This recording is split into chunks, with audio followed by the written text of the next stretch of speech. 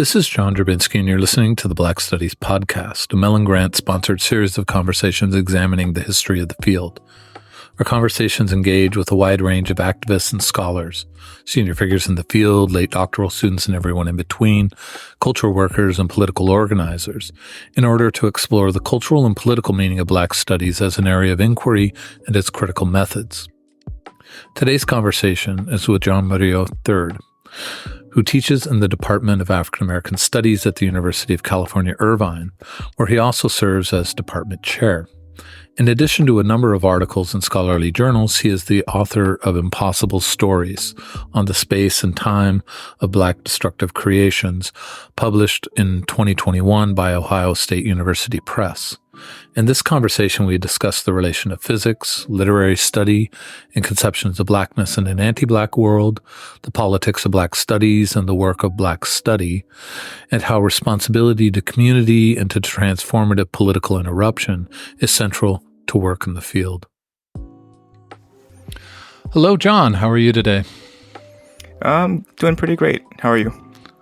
Not too bad. I'm really happy that we get a chance to chat today. I've been wanting to talk to you for a while about, as part of this series, been wanting to talk to you, sort of understand your thoughts on the, obviously the past, present, future of Black studies.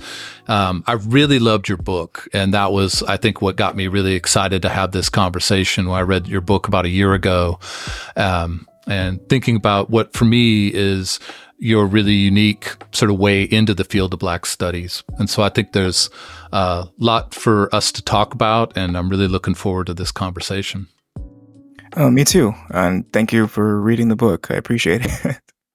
Yeah, I always wonder how people hear, I read your book. I always say about my own books, my nightmare is that no one will read it, but my other nightmare is that someone will read it. But, but it's really fantastic. And part of what, we'll get into this, I'm sure, later a bit, but part of what I found so interesting about it was that it felt like such a Black studies book while also being a literary studies book.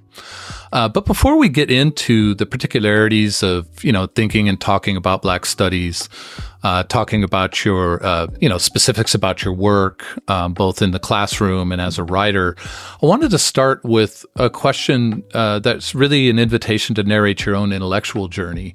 What is it that drew you to Black studies? What is it that drew you to a concern, Black studies, literary study, concern with Black life, and what sustains your interest in that? That's a big question, but yeah. I don't know. I mean, part of it is just purely experiential. I mean, I think many Black people have some event or a series of events that they find they want to have some kind of explanatory power over, since there seems to be a lack of ability to control or predict those events, right? So having a reason or a set of logic to help explain, why something happens, or why it might happen again, or why it's happened to all of us or many of us or people that look like me, or right, that there's just a fundamental desire to kind of know, to diagnose, right? And I think that's part of where I get my fascination is, like, I want to understand how this works. Maybe not necessarily with any kind of, I won't say naive, but without any presumption that I can unlock the secret key to unmaking all of it, or to doing anything that would, by myself or on its own, this book will take down anti-blackness, right? Like, I don't have any sort of misunderstandings about that, but like just having a sense that knowing, to be crude, my enemy, right? Knowing this thing, the nature of this force that is outside of me, that seems beyond my control, and knowing my relationship to that force has always been something that has fascinated me, and that comes from my growing up. I was really fascinated with physics. When I was in third or fourth grade, I decided I wanted to be an astronomer. And then I did a project. I was one of those people in the GATE programs, and part of our assignments every year after in third grade on was we had to do an interview with someone called an iSearch project, where you just early research project where you go and interview somebody about something, and you pick a topic, you investigate it, you do some research as a kid and kind of learn what that's like. In fourth grade, I went to Cal State Long Beach to interview an astronomer because that's what I wanted to do. I don't remember his name, but he was not very excited about his own profession. Let's say a lot of his commentary was like, yeah, they don't pay me anything and this kind of sucks, and I like the stars but wish I could get paid more to see, like it was very like cynical, so it kind of took me out of it a little bit. But he left the room. There's this a preview of our shared profession for sure. Right, so early insights into what it would be like 2 decades later, right? But no, the guy that was in the room with him is his office mate. When he left the room, my mom and I were still sitting there, and this guy sat and talked to us, and he was really excited, and he was an astrophysicist, and he gave me a textbook to take home, an early intro astronomy textbook that he had laying around. And I was, I'm in the fourth grade, so what am I going to do with a college level textbook? But I still loved it. I still read it. I still got into it. And being fascinated with physics, right? Like the force of things, the nature of things, independent of my belief in them, like independent of whether I saw them happen, right? Things in that framing is kind of how I always thought about stuff, systems, forces, fundamental forces, features of the universe, phenomena like black holes, gravity, right? Things that whether or not I could argue that they were real, right, or not real, or how I understood them, they were facts of the universe, right? And so that is important to note because that's kind of also how I gravitated toward the places I chose to gravitate to in Black Studies, which is like I saw a diagnostic approach to be really valuable because I didn't know if I could offer real prescriptive things to ameliorate the things that I was seeing. When I didn't feel comfortable doing that because I felt like any prescriptive suggestions felt like they were inadequate in some way, or uninformed in some way, or biased in some way, right? So I was like, let me just deal with what I see as the forces at play. And so that's why, I kind of ended up where I am, talking about loosely the physics of blackness. I know Michelle Wright calls it that. I don't have a name for it in that regard, but that's kind of generally like what I'm talking about. What is it to be black in an anti-black cosmos, right? That's kind of where I come from with it. And I was just always an avid reader. I loved books. When I was growing up, I didn't really play a lot of sports. I do now. I play basketball and everything, but before I was just a bookworm. And so literature was really where I found a home. And so me coming into academia the way I have is really just an extension of what I was like as a kid. I just wanted to be, take all those things I found cool or nerdy or interesting then and see what would happen if I combined them all together and, a cosmic mishmash, and see, what happens. And trying to cling to those, like I don't want to lose the things that when I was more, innocent, I guess, I found joy in thinking about and found refuge in thinking about. And so part of it's just that, like, I want to keep that stuff alive in me.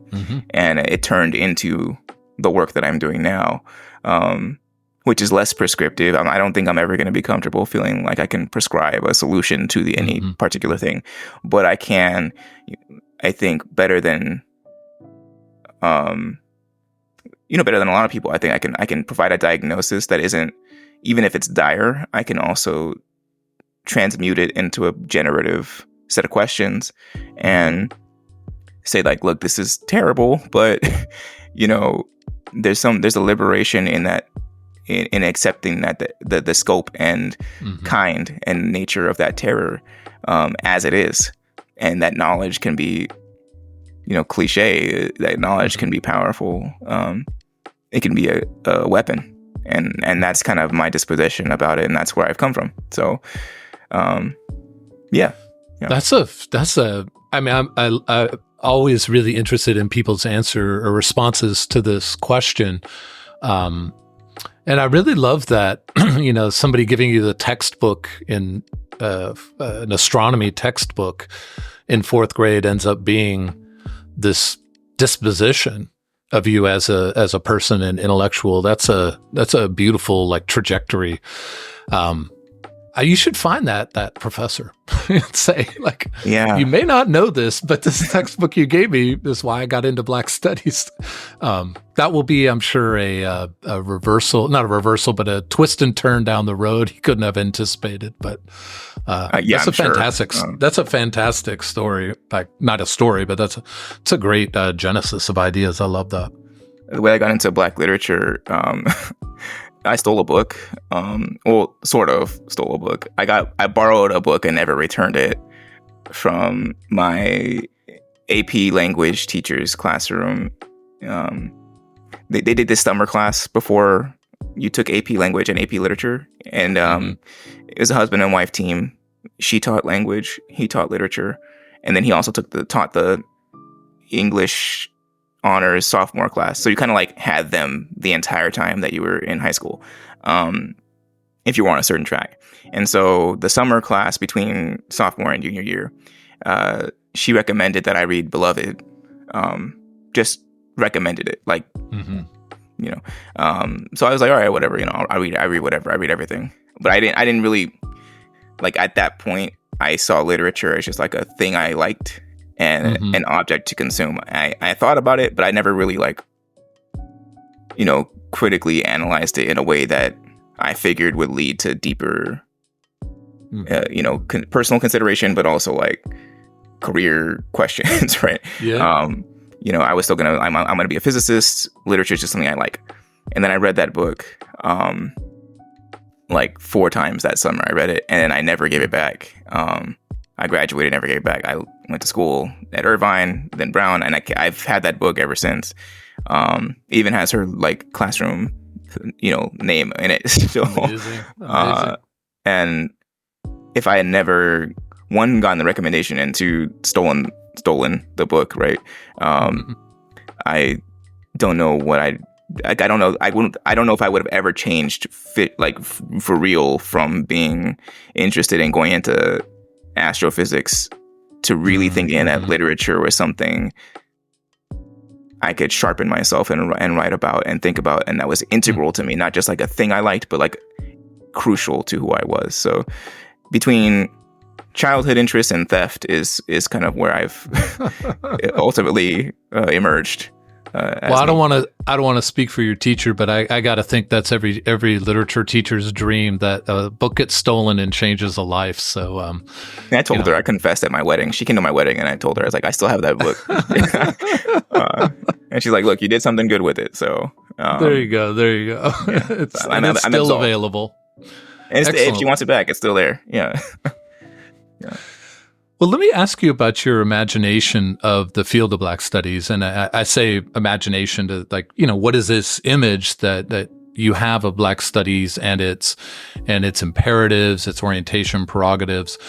Because the field has for me, a really interesting 2-part origin, and they happen at the same time. I mean, there's I would put it as like the scholarly side, which is a moment in which there was a reckoning, by force, but a coming to terms with the fact that the disciplines hadn't represented Black life in any kind of significant way, if at all, right? And so the Black intellectual tradition, as it was not a part of most, if any, universities outside of HBCUs.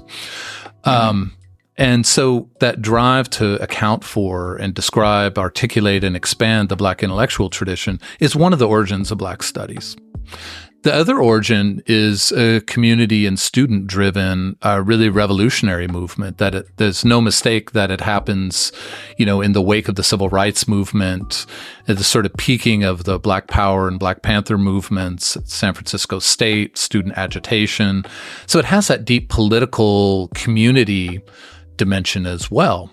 And so there's, of course, in the dispatches, I think dispatches from the Ebony Tower volume, there's a sort of debate between Marable. I mean, there's short little pieces between Marable and Gates about, what should Black studies, to what should Black studies be beholden, right? The development of its intellectual tradition or its political radicalism and commitment to community.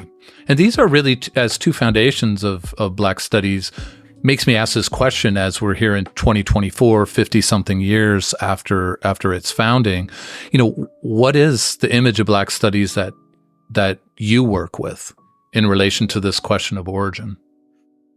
I think, so I spoke to some of that in the first answer, and I think part of the, I'll say, singular power and potential of Black studies. And I also want to let me just say first, I think while there's a lot of hullabaloo about the divide between, we'll talk about this later, but Afro-pessimism and everybody else, or Afro-pessimism and Black optimism or whatever else, right? Helmed by Fred Moten and on one side with the optimism, and Frank and Jared in terms of the Afro-pessimist side, right? One of the things that Moten has given us, I think that's really useful, is a real need to distinguish like Black study as a practice and disposition, and then Black studies, the institutional mechanism for ultimately containing and managing Black thought, right? And so I think the potential of Black study, largely for me, I mean, I'm not the authority on it, right? But like, in my perspective, as I do it, is in its diagnostic, singularly diagnostic precision. And I think there is no other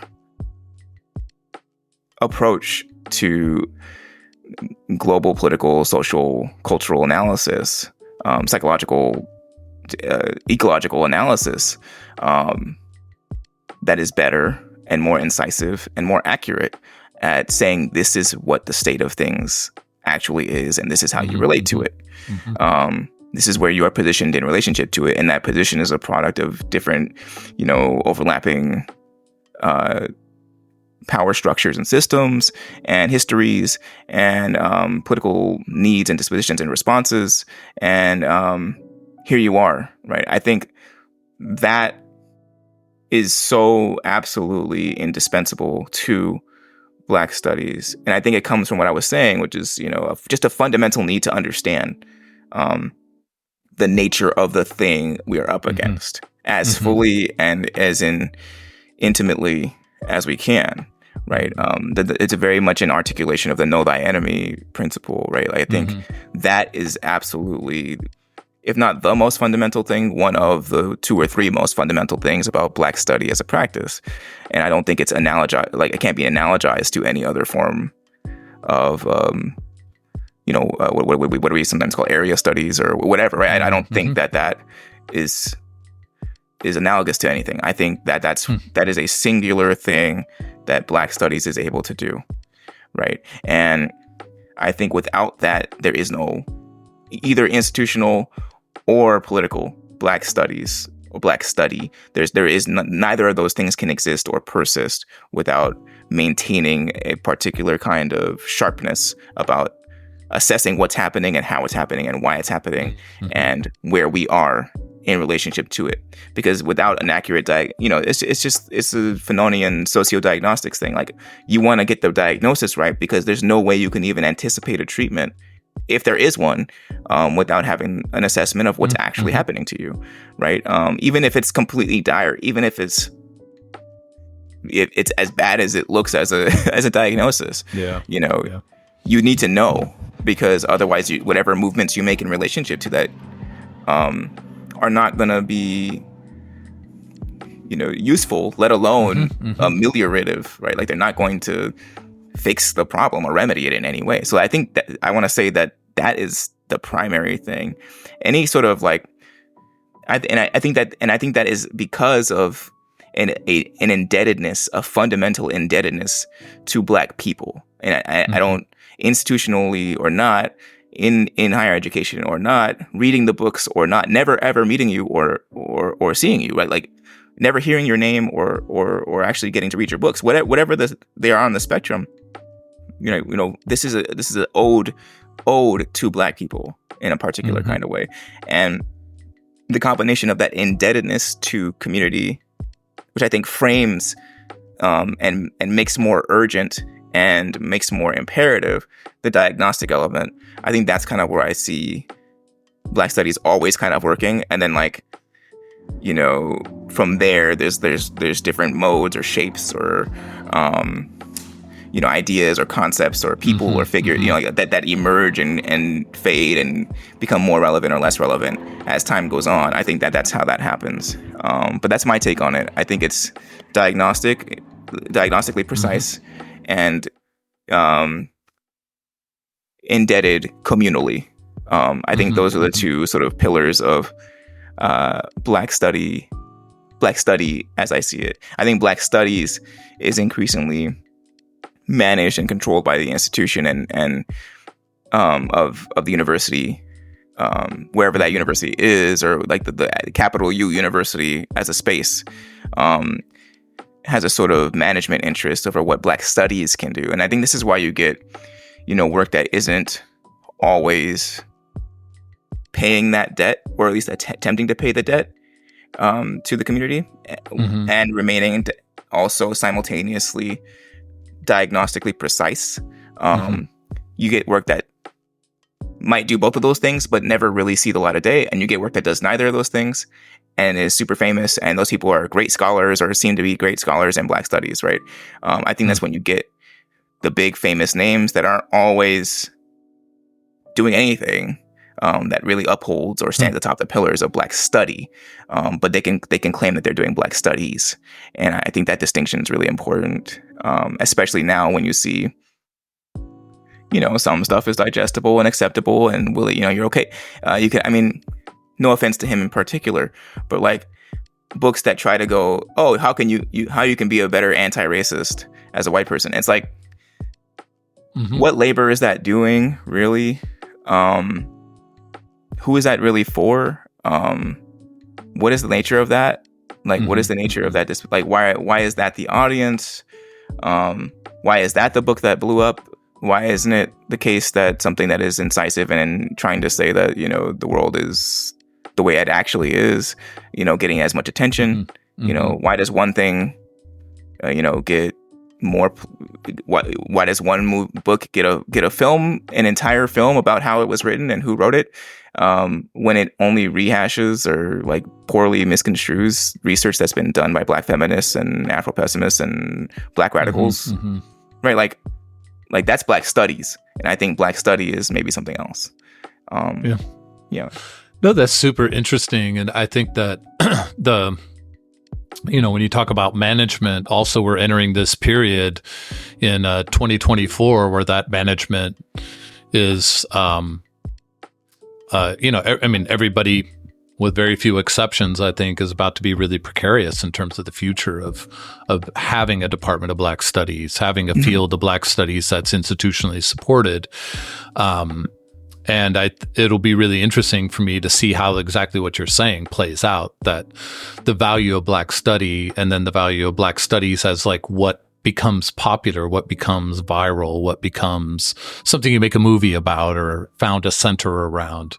The integrity of the field really hangs in the balance here. So that distinction you're making, I think, is not just about who's doing, good, bad work, but really about integrity.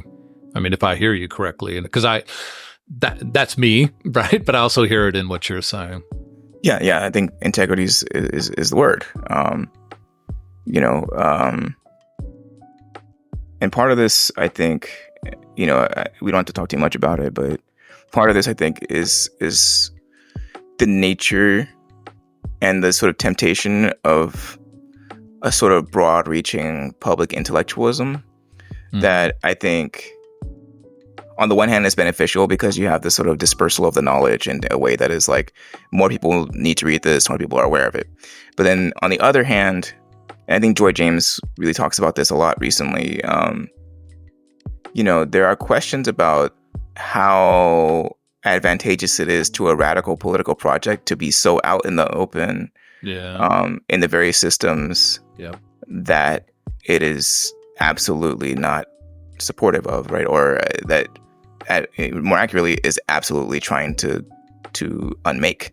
What advantage does it have that you become a big famous intellectual,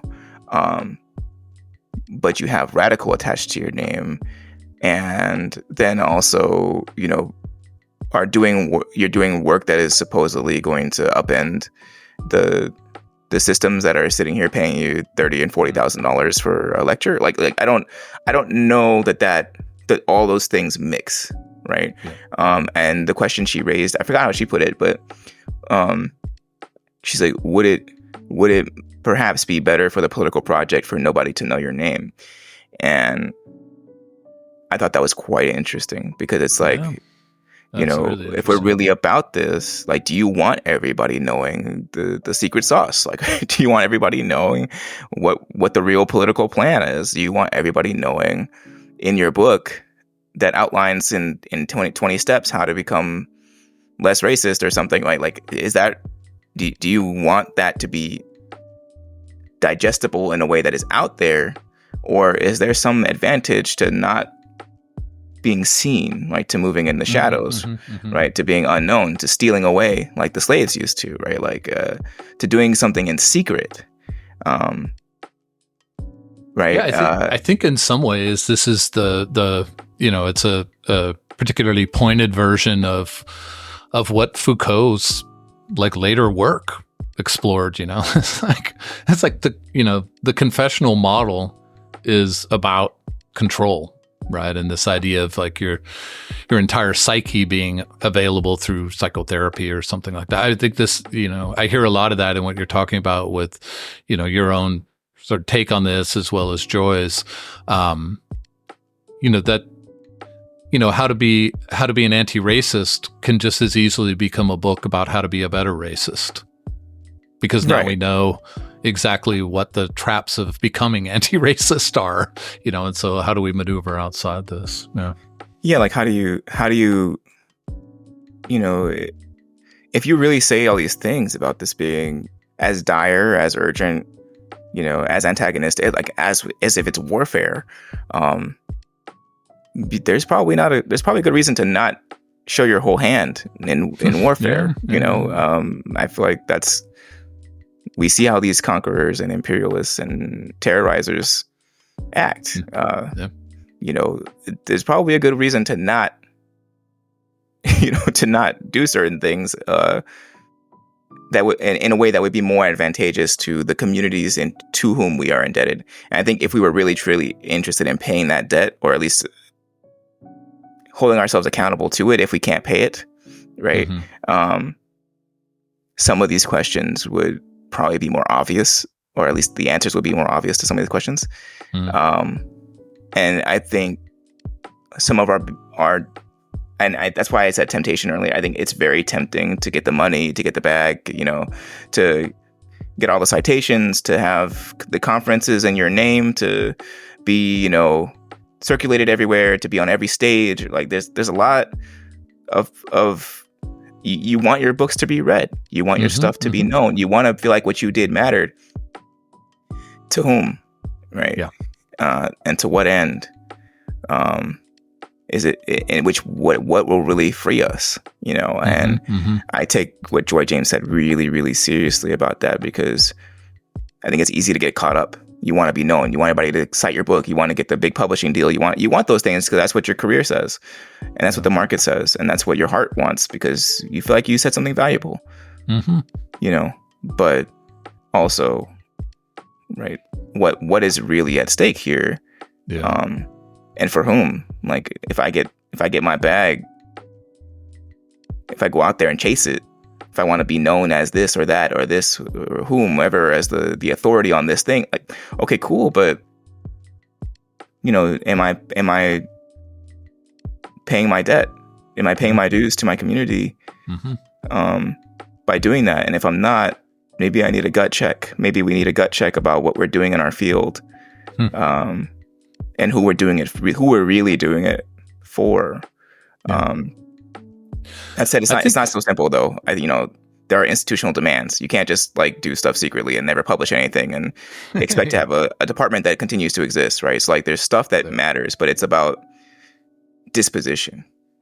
I think it matters. Like, I know I have to navigate institutional demands and jump through hoops and make sure that this department continues to exist and that we get the funding and we do these certain things, hit these benchmarks. But is that the reason I'm doing it? And that's kind of where I'm very cautious and very, very, I feel like in line, at least spiritually, with what Joy James has been asking us for the last several years. So, no, that poses a really fantastic. I don't want to call it a dilemma, but builds a contradiction at the heart of what I think we have as aspirations as professionals that we have to sit with. So, if nothing else, I think this reflection from you on our work and its political resonance makes this conversation already worth it. Let me ask you though about your own work. You're as a writer, you're invested in literature, poetry, the arts, as you said, physics as well in its own way. And, I already mentioned, I really love your book. I think it just has such potent insights for how we think about Black life. And so I'm interested in how you think about what you're doing in your own work, whether it's the book or current work, how you see it in relation to the past of Black studies, but also where you think it expands some of the key elements of the field. I think what even made the work happen was I got into grad school and I knew I wanted to find a way, if possible, to bring together this interest in physics and physical phenomena and theoretical physics and bring that with me into these conversations I was trying to have about Toni Morrison or Octavia Butler or Black literature writ large or Black studies writ large. So I just wanted to do that. And one of the things that I noticed, and I think this comes from that same diagnostics exposition, was I just kind of saw in a lot of the work that I was reading gestures toward questions about or assertions or feelings about time. I was really, at the time of starting grad school, newly exposed to Saidiya Hartman and to Frank Wilderson and to Jared Sexton and to these ideas about the afterlife of slavery. I had Beloved was my security blanket. Right? I had Beloved, and it's this ghost story about the interjection of this figure, this baby ghost from the past, interceding into the present over and over and over again. And I kept having these ideas about, we're talking about this, but not talking about it. We all across, Du Bois, Fanon, even in Phyllis Wheatley poetry, I feel like there's a thread of something about time that we would poke at or we would say, and then we would kind of move on to our bigger point. Mm-hmm. And so what I was doing was trying to build on what I saw was a constellation of different claims and ideas about temporality. What have we said or felt about this? Not just, in the field, right? In these big name famous scholars, or even in smaller name scholars that are less read, or in literature, in the big name, Ellisons and, Wrights and Morrison and Butlers, all them, right? But also in conversation, CP time, right? There's stuff like that. We have, there's little stars along this way. And I wanted to draw the connection between what they were and what the shape of that question that would emerge from those different temporal gestures really look like. And so that's how I kind of feel like my relationship to the field had been. It was I see us kind of touching on this, but it's not the main function of or conversation of the work. So they usually move past it, or they go on to say something with Spillers, right? She has the line, and I kept saying it to myself and over again, as if neither time nor history nor historiography in this topic shows movement. as the passions of a bloodless and anonymous archaism show itself in endless disguise, right? And I probably messed some part of that up, but like she doesn't go anywhere else with that, right? Like that's to me one of the most like absolutely important things about that entire essay, and out of the 20 or so pages of it, right? But it was not her main concern, right? But it was important to her concerns, and so I kept finding a way to like find those moments, and my eyes started to look for where are we like speaking to a shared sort of understanding of temporality, but not really pursuing an investigation of it. And then that's kind of how I carved out a space for myself. It's like, hey, I think we're all kind of talking about this, but let's really talk about it, right? And that's not to say that there aren't people who even took time to discuss temporality with some seriousness before, but that the constellation of scholars that I was working with had all been speaking to it, but not saying much about it. And I wanted to find a way to like excavate that from their work and say like, hey, what are we actually saying? So part of it was synthesizing it, but part of it was like seeing from that synthesis, like what I thought made the most sense, from there. So like I'm not in alignment with most of those people, at least not neatly, particularly just because I think it was like a yes and sort of thing. So like with Spillers, there was a sense of that, just that one passage, it was, stasis shows no movement, appears to, it's type of time or historiography in this topic, so it shows movement. So there's like sense that it's frozen, but also showing itself in endless disguise, right? So it's suggesting that it repeats but slightly shifts. So it's like a loop, but it's also a frozen loop. It's like, cool. And then you got David Marriott, and David Marriott's talking about, the interminable time of meaninglessness, deathliness as opposed to death, right? So like a stretched out state of being that isn't really necessarily fixed in one point. Okay, so now you have this sort of stretched out, but also looped, but also frozen, but also repetitive, like, and then real life events, the things that we would say or be fixated on and things that had happened, Michael Brown being killed and then his body being outside for 4.5 hours. And a lot of the sit-ins were the die-ins were 4.5 minutes to reflect the time. Tamir Rice being killed in like 0.792 seconds or something like that. The timer kept rolling over and over and over again on the TV. The documentary about Khalif Browder is called Time, the Khalif Browder story, right? Right. All these things were like pointing to this thing, but they were only like giving you, if it were a jewel, giving you one facet of the jewel. And I wanted to see the jewel. I wanted to see what, and that I unintentionally did that, but that makes sense because this all started because of Beloved. And in Beloved, the first time that this is a real problem is when Beloved asks Setha, where are your diamonds? Right. And the diamond became like a figure for like we're seeing one face of each part of this in each of these little pieces of scholarship. What does this actual thing look like?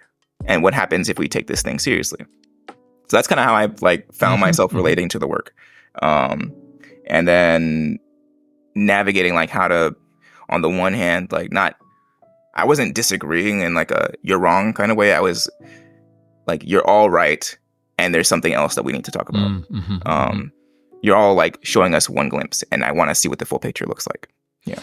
And as someone who as a writer and thinker is similarly obsessed with time, it's one of the most interesting things to write and teach, right? You end up drawing these crazy diagrams. I mean, we just record the audio here, but if somebody saw the video, your hands are moving and it's sort of right. So there's something really interesting that can be a little bit crazy making about trying to make sense of time. But that's why all those Marvel movies are so strangely done, I guess, right? Yeah, there you go. Yeah. a lot of discursive stuff, and generate memes of people trying to explain how the time works. Right.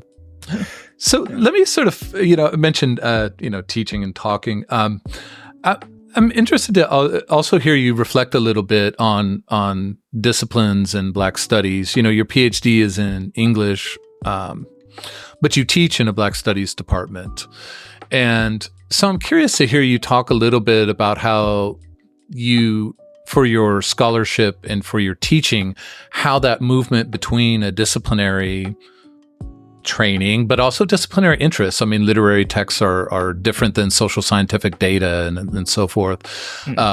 But how that work in literary studies and then work in Black studies, like how has that movement between the discipline and the area study impacted you as a teacher and as a thinker writer? Well, in terms of teaching and I guess also thinking, if my disposition is to be like diagnostic, the tool of a literary scholar is usually a close reading, right? And so I'm always trying to be surgical about what I'm looking at. And I find like a single word and I'm like, oh, that verb there is really important. What happens if I pull the keystone of that verb out and break it apart and look at it? Like Zong with M. Norbusi Philip, right? Splitting the language apart and seeing what spills out, I think, became like a first thing, right? And so it makes me look at stuff a particular kind of way. That though, plus the sort of, I'm trying to find the right word, because it's not just multi or interdisciplinary, but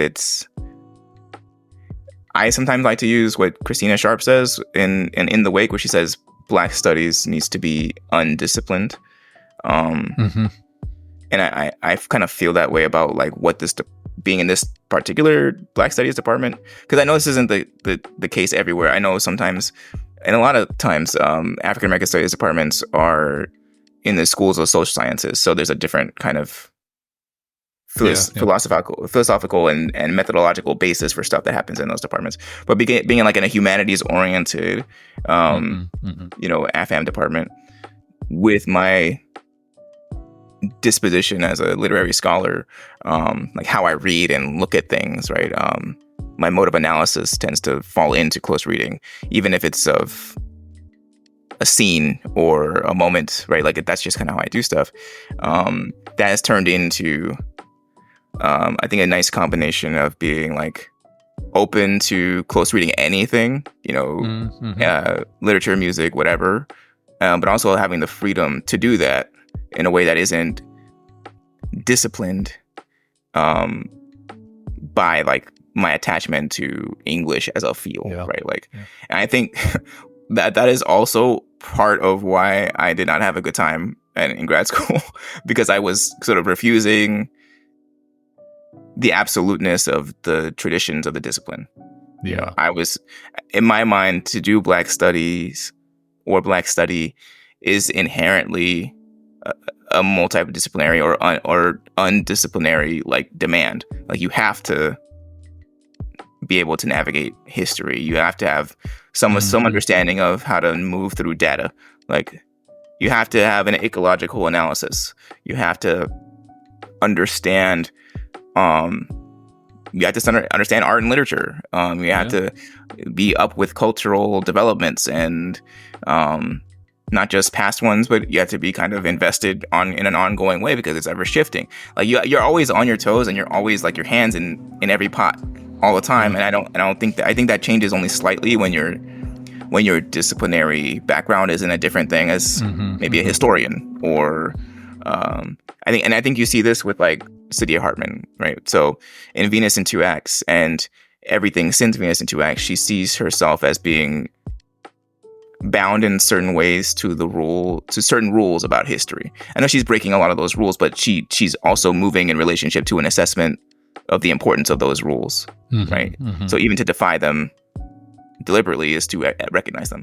And so, but I'm not ascribed to that, right? Where Hartman's like, I don't want to fill in the blanks. I want to do critical fabulation. I think there's something dangerous or violent about trying to complete the story when there are lapses in the archive, and those lapses are signals of violence and signals of the actuality of the scope of anti-blackness, right? But on the other hand, you got Toni Morrison when Beloved's about to come out saying, I didn't want to learn anything else about Margaret Garner. I wanted to invent her life, right? There's just two different dispositions about the same thing, but we're all like compelled to still know how to move in each arena. Like she still has to know how to move in relationship to history, even if she doesn't want to know more of it. And Hartman has to know how to move in relationship to the creative elements to do critical fabulation, even though she wants to bind or like put a boundary around what she's going to do with that, right? So like being in an AFAM department in the humanities, but being trained as like a literary scholar lets me kind of be in this, amorphous, but helpfully amorphous kind of position where I can deploy my skills, but like not necessarily be bound by the perceived traditions or limitations of what I should be doing or what I should have learned when I was in school. And that helps me with as a teacher too, because as a teacher, it allows me to speak different languages. Like I feel like I can speak different languages to my students who, on a campus like mine, we only have 2% African American students on campus, 2% Black students on campus, and that's really low. No, I would never have guessed the number would be quite 2%. That low. It's a problem. It's been a problem since I was an undergrad student here. I came here 2007, 2011, and we had protests about it being 2.1%. And now that I'm chair and I'm looking at the data and writing these, reviews of our department and things like that, I see that the demographic population of Black students on campus is now like 2.025%. Like it's always been the same. And when we brought this up at an alumni association meeting, some guy that had attended in the 70s, 2.1%. So on a campus where that is like the thing, and the number of majors in my department is not going to be very high, I have to be able to speak to all the history majors, the English majors, the film and media study majors, the bio majors, the engineering majors, the computer science majors that are like the bigger majors on campus that will come into my class, pursuing the minor or finishing an elective, or because they heard about me and they like wanted to take a class on food or something. Like I have to be able to speak all their languages, and I think I can only do that because I'm in Black studies. Like I have to, So I think what I'm hearing in a lot of what you're saying is I think we really do need to invent a term that can supersede interdisciplinary and multidisciplinary. Already in these conversations, this series is still in its sort of earliest stage, but so many people have talked about how their work in Black studies, whether in a department or part of their doctoral training, it just offers a completely different idea of what an archive is, of what an object of study is. And, I spent years in, a handful plus years in philosophy departments, and then 20 something years in Black studies departments. And the kinds of things that have Black studies relevance in a hallway is just completely anarchic in the most productive way.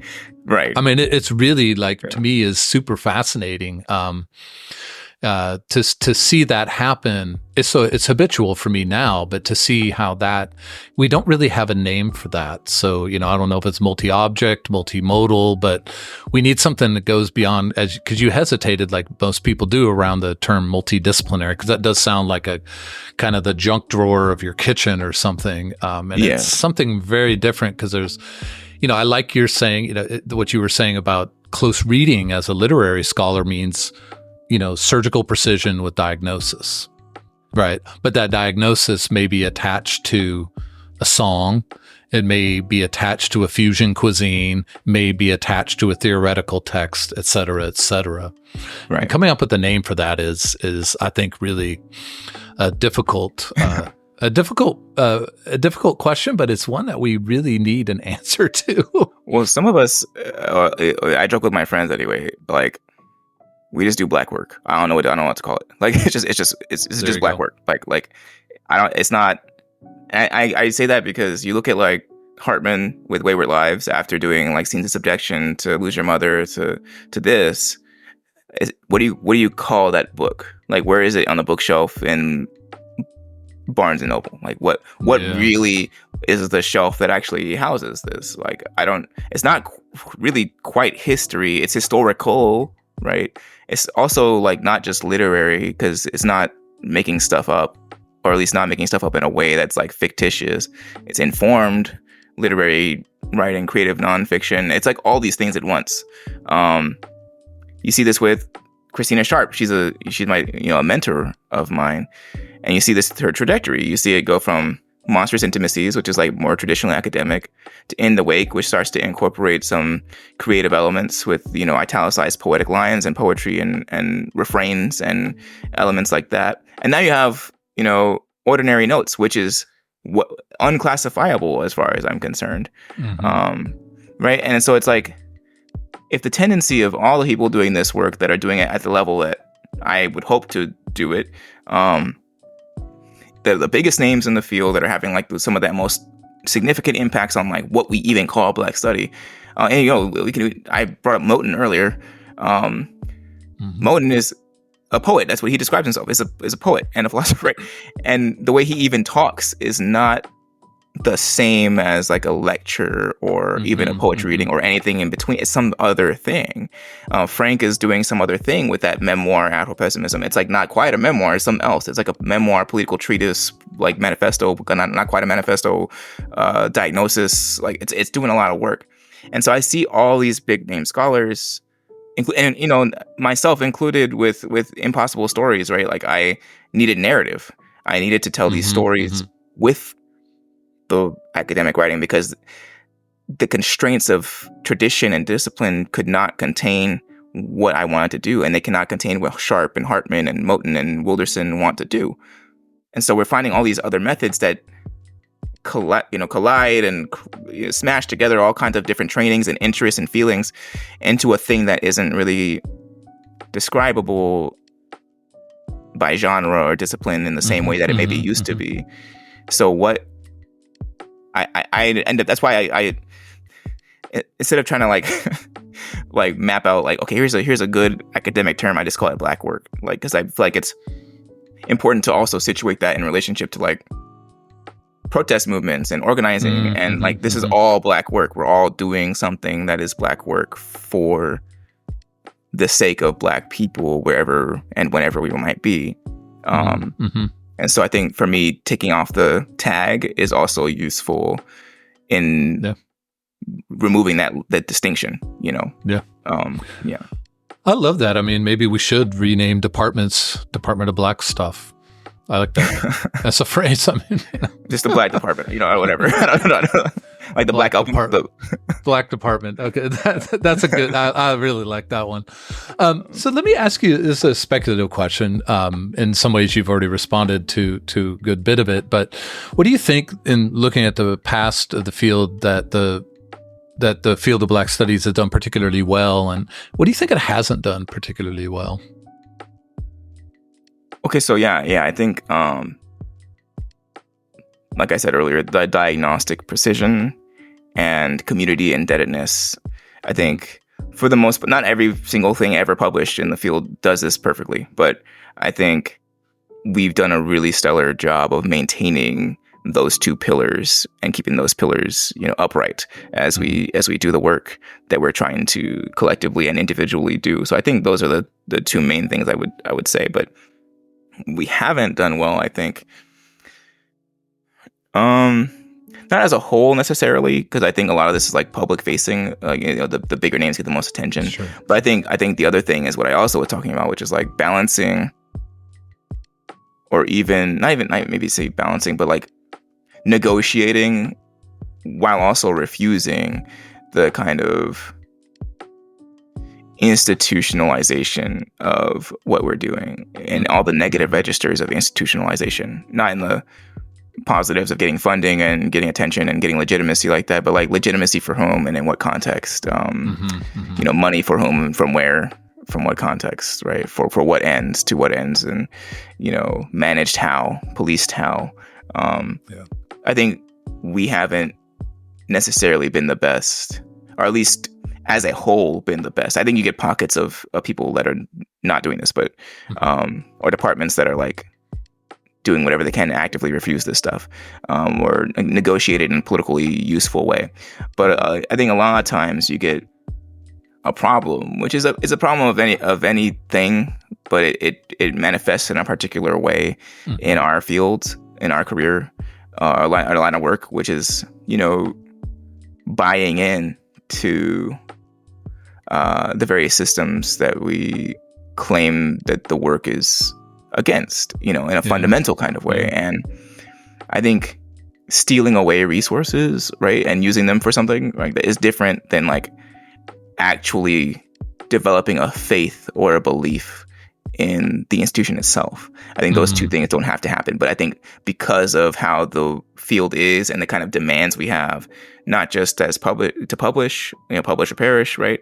Not just to do that, but also, to make money or to get secure funding from outside donors to, get the institution to let us hire more people. We got to do certain, like all those kind of things. The danger will always be, as it always is that it can cultivate what becomes a real investment in these things that kill us, and I think that happens in and outside the field. But I think in our field, it turns into certain things, certain kind of publications, certain kind of, mission statements for departments, certain kinds of, you get to be hired here, but you don't, right? Those kinds of things turn into what you could call a culture at some point. And I think in some ways, you mentioned this, about the integrity of the field being kind of at stake. I think that's kind of correct. I think and I think it hinges on the genuineness of where our investments actually lie and our recognition of how incommensurable, an investment in Black life, an investment in Black people, largely outside of these institutions, right? Because not the majority of Black people are not at these places. And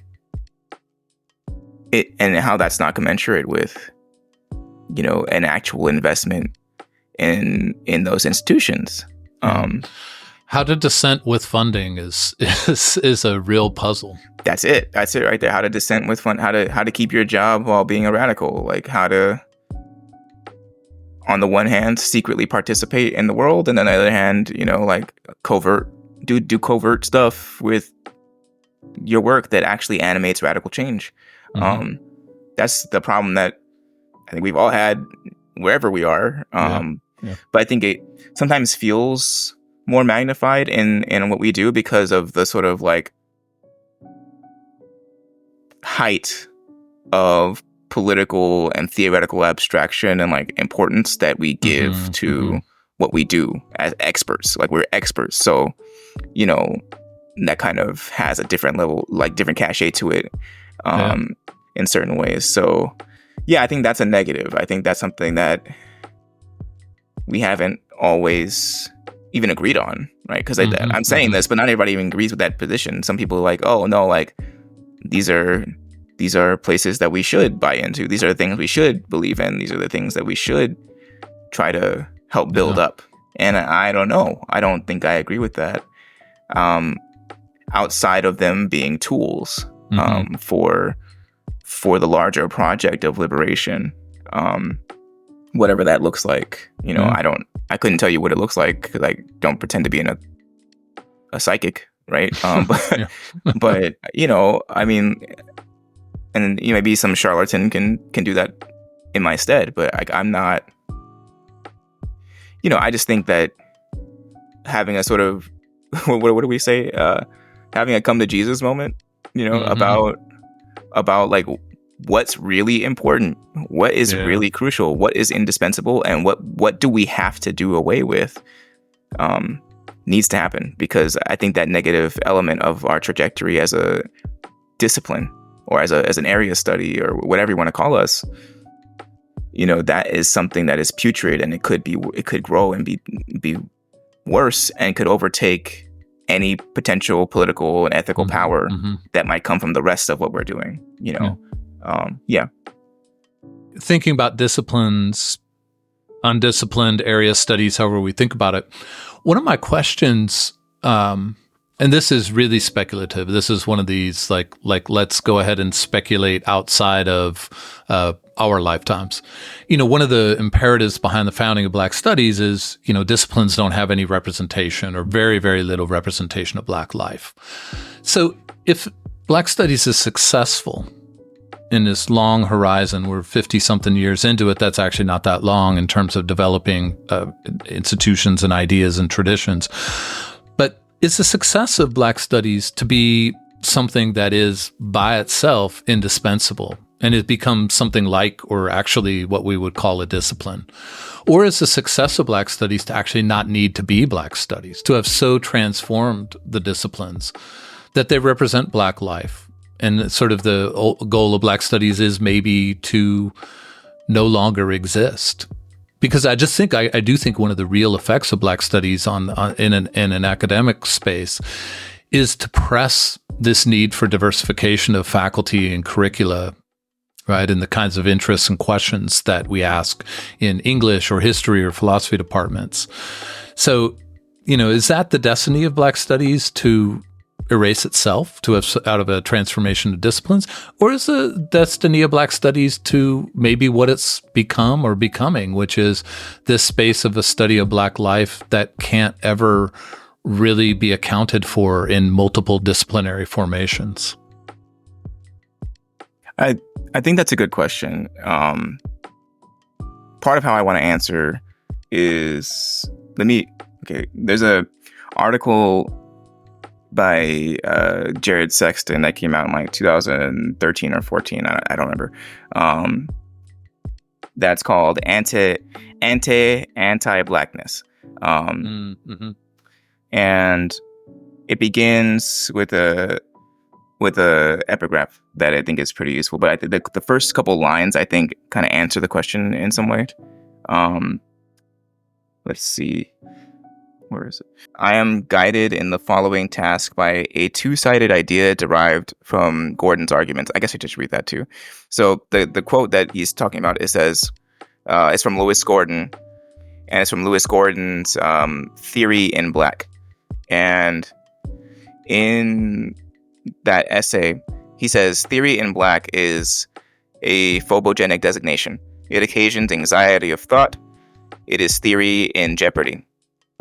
There is a form of illicit seeing at the very beginnings of seeing Black, which makes a designation of seeing in Black, theorizing that is in Black, that it more than oxymoronic. It has the mythopoetics of sin. Blackness, in all its metaphors and historical submergence, reaches out to theory, then, as theory split from itself. It is the dark side of theory, which, in the end, is none other than theory itself, understood as self-reflective outside itself. So, kind of jumbly, but what Jared says is what I wanted to lead into. And so I'm guided by a two-sided idea derived from Gordon's arguments. 1, all thought, insofar as it is genuine thinking, might best be conceived of as Black thought. And consequently, 2, all researches, insofar as they are genuinely critical inquiries, aspire to Black studies. Blackness is theory itself. Anti-blackness, the resistance to theory.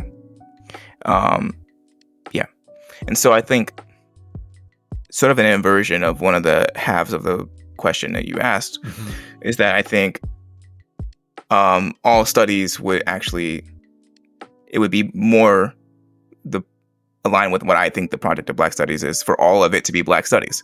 Not in a Black studies diffuses itself out into like incorporation or in assimilation, but the other way around, where the indebtedness that other disciplines owe to Black studies is exposed and announced and made real in a way that turns into pedagogical demands and obligations, theoretical demands and obligations, and research demands and obligations, right?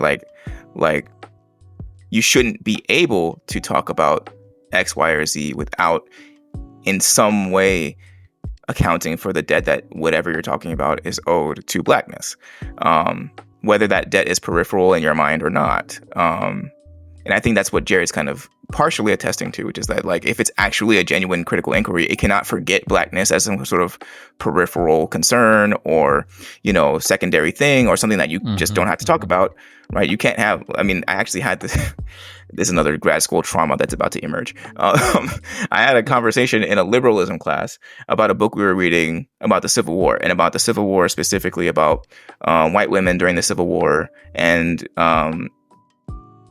domesticity as it emerges during that time.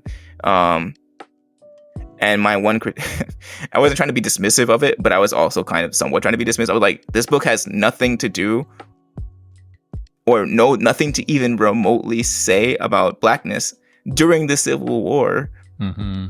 Talking about questions of femininity and domesticity, as if you can even have those conversations without having an explicit attention, at least somewhat paid, to the fact of blackness in this particular context, or in any particular context. If the whole world is structured on, anti-blackness in some way, then I don't see how you can have a genuine inquiry that doesn't in some way attest to that, even if you're talking about like some other thing that seems unrelated.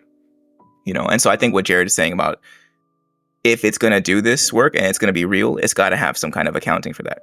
And if Black Studies were successful, I think that wouldn't even be a provocation. I think that would just be accepted as true. In the same way that, like, well, not in the same way, but like in a way where like questions of, gender, sexuality, class, whatever, proliferate and become standard principle for any inquiry that makes any kind of sense or is worthwhile. I think this has to happen. Or I'm not gonna like, or the book is just not gonna do anything. Like, in my mind, it's like the concepts don't make any sense because you didn't. It's like watching an episode of Friends and wondering where the Black people in New York are. Like, right? Like, or Seinfeld. Like, where are you? What pocket of New York do you live in where not one Black person is on screen for like multiple episodes? I don't like. It's like that. Like, how can you even think New York without these things? How can you even show New York without? Like, so I don't think you can have history or philosophy or anything in the humanities, for sure. I don't think you can have these things without some sort of debt owed to this, whether that's a line or a paragraph or an introductory. Like, something has to be understood as essential, absolutely essential to the work of every single discipline. And I think it would not be crazy to see that in the sciences and think, like, because I mean, these things have impacts on people. They come from people, right? I run alongside a couple of the founding doctors of this program called Lead ABC. I'm the curriculum director for one of the course tracks that they have. And Lead ABC is a med school program that is supposed to educate medical potential, future doctors on the specificities of dealing with medical care in an anti-Black world. Like, what does that mean for how you deal with treatment? How do you treat Black people? Right? How do you provide a kind of care practice that is attendant to the realities that shape health that aren't maybe going to show up on a symptomatic rundown of like what they're going through? That is something I'm having to train them on now, and it's only in like 2020 that this program exists, and this is like one of the only ones, if not the only one, that exists in the entire country. Medicine can't happen without like, right? So even medicine, engineering, like these things cannot happen in my mind without some kind of attestation that Blackness is significant or central to the project. And pretending otherwise already puts a hard limit on the applicability of whatever it is you're talking about. Some people are comfortable with that applicability being limited because it does sometimes ultimately serve power. But if we want to have like a capacious understanding of the world or the literature or the music or whatever, you can't do it. You can't do it without that, in my mind. Yeah, I love that answer. It's a lot to think about, and it's an argument for Black Studies as not your boutique program, right? But as you say, as an expansive and viral, really kind of vision of what we do. Let me ask you as a final question, just a very simple one. Thinking about, and this is more on in the context of a institutional or scholarly practice.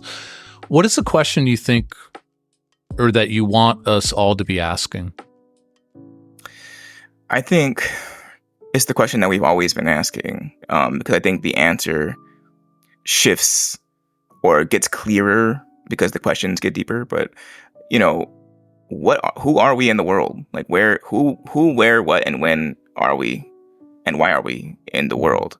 And in is like a big asterisk next to it, because I don't know if we're in the world as so much as considered to be some other preposition related to the world, right? I don't know if that's going to be whatever. We can quibble with that some other time, but that's the question. I think that is really, thank you.